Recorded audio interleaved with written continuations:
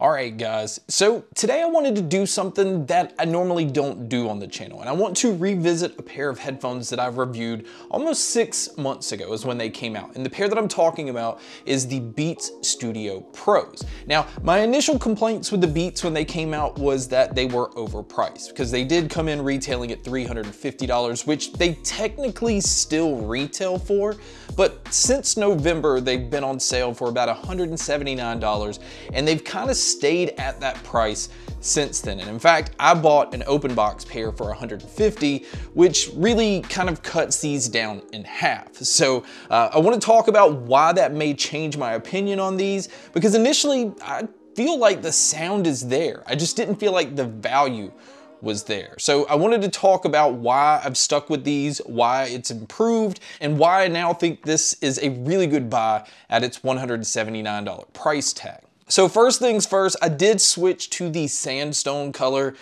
from the black one that I initially had, because the black model, the brown model, the blue model, they all show fingerprints way too easily. It's just something that just makes the headphones look gross. I know it doesn't really matter because it's an appearance thing, but the sandstone color just hides all of that. Now, I do want to say I'm still not a fan of the case. I do feel like the case, going from what used to be a hard case that came with these now to this softer case, just doesn't make you feel that it's really protecting your $350 or $179 investment. I just wish they'd go back to a hard case.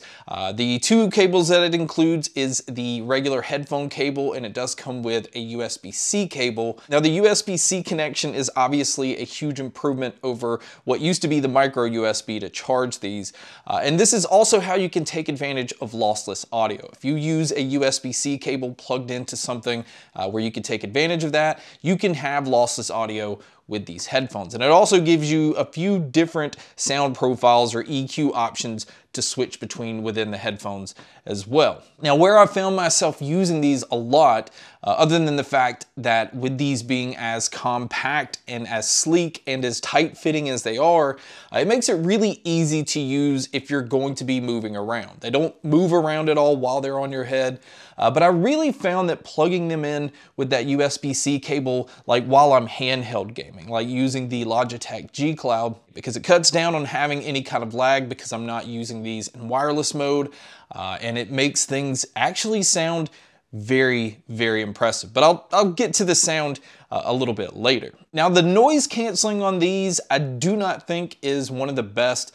I do feel like Apple kind of handicapped this so that it didn't compete with the AirPods Max when it comes to the noise canceling. It's still very good. It's just not top tier like some of the other ones, especially when you're looking at them as a $350 pair of headphones. Now, when it comes to the transparency mode, this mode, I think these do a very good job at. I think it sounds really natural. It's very easy to carry on a conversation without having to take the headphones off. So I do like what they did here, but noise canceling I still feel like could be better. Now, the battery life, this is another area that I'm a huge fan of because I don't really have to worry about charging these too often. They do get up to 40 hours of battery life, and I essentially find that I can use these for almost a week or two really before needing to charge it. Now, I'm going to be different than most users because I am having to use and test other products, so I'm not using these as my main pair of headphones because I can never pick one pair as my main pair. I'm always testing pairs, but I still do use these quite a bit, and I really don't have to worry about charging them too often.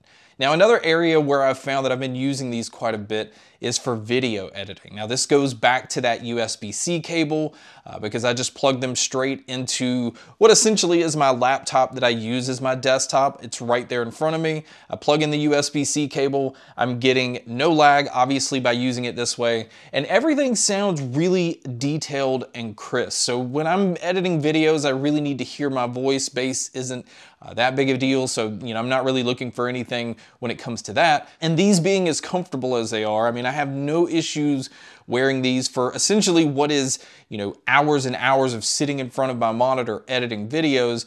The only thing I will say is it does get a little bit warm because of the pleather or leather-like ear pads that these have, and because they're so snug, it just doesn't feel like there's a whole lot of room to breathe while they're on your ears, but essentially they are gonna sweat, but it's fine. This pair is pretty resistant against sweat. And I see a lot of people use these to work out. So they're pretty good against, things like that. Now, another area that I don't necessarily use them as much for, but I do know that other people, use their headphones and earbuds a lot for, are the microphones. If you're gonna use these for taking phone calls, if you're gonna use these for gaming, if you are gonna be plugged into something like your laptop or a handheld device, the mics on here I feel like are impressive. Now, I'm not going to just basically do my normal review on these. If you wanna hear the mic, you can go back to my initial review, or maybe I'll just run a test here real quick. So here is just a quick little mic test. That way you get an idea of what it sounds like picking up my voice. Again, I think it does a really good job of making myself sound pretty natural. It doesn't sound like overly digital or over warm or anything like that, but this is what it would sound like if you were to take a call. So now let's get into the sound. Now, the sound on these is not really what Beats has always been, or at least what they were years ago. I think a lot of people have it made up in their mind that Beats are just a bass-heavy, bloated pair of headphones, and really that used to be true. But something changed, and I think it really changed once Apple bought out Beats, where they started to focus on other things like the mids and the trebles, something that's very important when you're listening to music. So the Beats Studio Pros aren't essentially a bass heavy pair of headphones like their pairs have been in the past. In fact, I would even say there's not as much bass on these as there are the Studio 3s, which really just kind of look like the same pair of headphones. But I feel like the Studio Pros has a more refined sound. And I think, they're pretty comparable when it comes to price. You can get the Studio 3s at $179, just like you can get the Studio Pros, but there's more value in the Studio Pros because you get that spatial audio head tracking for those who actually like that. I am still not a fan of spatial audio, but still being able to use a USB-C connection to charge, because nobody uses micro USB anymore. Everything's USB-C, including the new lineup of iPhones. So it just kind of makes sense to go with what has the newer technology. And again, being able to take advantage of lossless audio is something that's important to me. So having that USB-C connection and being able to do that, again, makes this pair a lot more enticing than the Studio 3s. Now, when it comes to the mids and the treble, I feel like there are a lot more detail in the Studio Pros over the Studio 3s. It does a much better job with vocals. It does a much better job with like acoustic instruments. So the mids, you can tell, have definitely improved. And the treble has a lot more of a crisp sound. It's a lot brighter, it's a lot more detailed. Now, it's not like overly harsh bright or anything like that, but I think it blends just really well with where they have the bass on these. It just feels like a pretty good balance overall. Now, I'm not saying like balance as in it has that, flat sound or anything like that, but it definitely has its Harman curve, but it's not overly bumped up and it's not like completely pulled back to be flat either. Again, I think they found the sweet spot with these, and I just really like the way that they're tuned. Now, when it comes to the soundstage and the sound imaging, this is not an extremely open sounding pair of headphones, but for a closed back pair, I think it does a really good job. It definitely still made me feel like I was in a large room, and being able to tell where different sounds were coming from and the direction of everything, this pair really had no problems with. So my opinion definitely changed on these, mainly because of the price. But again, holding on to these and using them in a bunch of different ways, it's very convenient because of how comfortable they are, because of how easy it is to just fold them down into a very compact size, throw them in a case, and just take them with you. Again, having that lossless audio just by using the USB-C cable is convenient, and being able to use them wirelessly with my phone while I'm in bed, and then just being able to plug in the USB-C cable to my Logitech G Cloud, which is also sitting right there next to me in bed, again, makes this a pretty versatile pair. And overall, at $179, I'm very happy with these now. Again, I think at $350, there's much better options out there, but at $179, especially if you're an Apple user, which I'm not, you can get almost 3 pairs of the Beats Studio Pros for the price of 1 pair of the AirPods Pro Max. And I feel like the Studio Pros have much better value. The sound is comparable. The noise canceling isn't as comparable, and I feel like the transparency mode is slightly better on the AirPod Pros Max.